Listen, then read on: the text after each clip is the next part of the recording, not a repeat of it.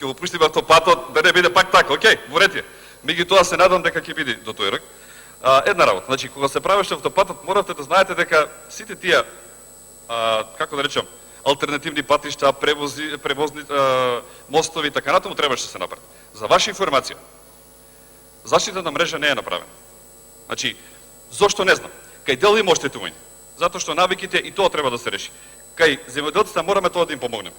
Независно од цела работа. Тие се навикнати. Одеднаш сега му ставаш ограда и тој не може да се движи во неговата површина, земјоделска површина. Таму кај што си поминал.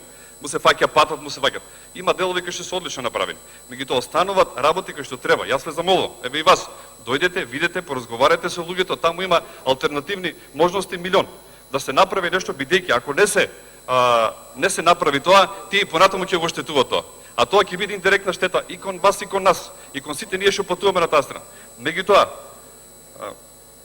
јас ви кажав и би ве замолил, ако не да се најде начин да се предупредат граѓаните. И една работа ја спомнав на почетокот, замолница на влезот на почетокот на спојот на автопатот со патот што е пред Три чешми.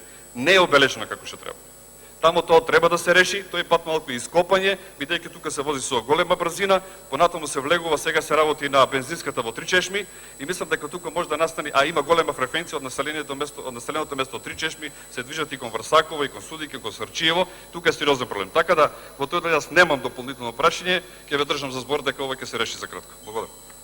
И благодарам.